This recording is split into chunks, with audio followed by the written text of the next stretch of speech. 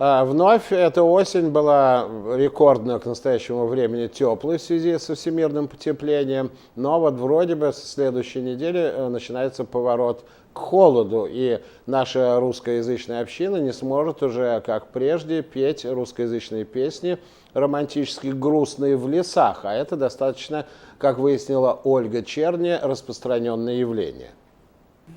Потребность в общении с людьми, близкими по духу, всегда выражалась у нас в посиделках на тесной кухне или у костра и в песнях под гитару.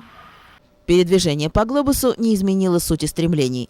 Мы все так же, а может и больше, стремимся найти душевный уют в компании близких по духу людей.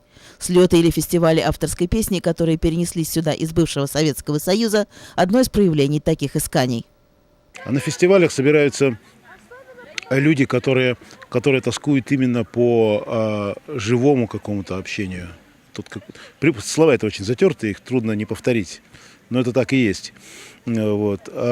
Кто-то пишет песни и поет, кто-то все это слушает и анализирует, потом как-то обсуждает и делает какие-то интересные для себя умозаключения.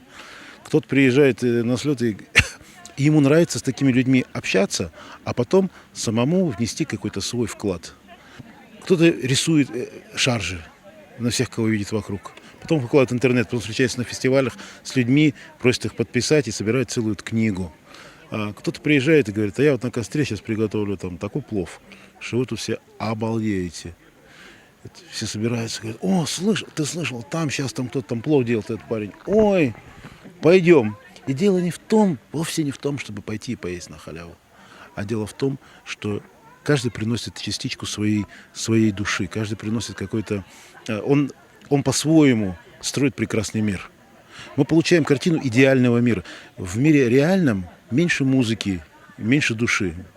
А на фестивалях мы получаем некий сжатый такой момент, в котором действительно жизнь ближе к идеалу. Мы считаем, всех здесь объединяет то, что они считают, что в жизни должно быть больше музыки. Больше музыки, больше теплоты, больше друзей, больше возможностей для общения. Это ли не мантры живой эмигрантской души?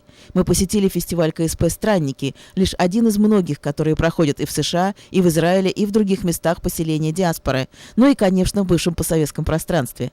Здесь, на «Странниках», были и песни, и стихи, и плов, и шашлыки, и чарочка у костра. Но самое главное, здесь была поэзия. Наряду с песенным жанром на слете был и поэтический концерт. У костров по вечерам читали стихи, эпиграммы и шутки, и все это на богатейшем русском языке. Мнение о том, что будет с этим жанром, когда вырастут наши дети, не воспитанные в русскоговорящей культуре и лишь нашими усилиями, приобщенными к ней через то, что осталось в наших душах, у всех участников разное. Кто-то считает, что этот жанр в диаспоре уйдет вместе с нами, кто-то уверен, что он будет продолжаться в наших детях, но не обязательно на русском языке.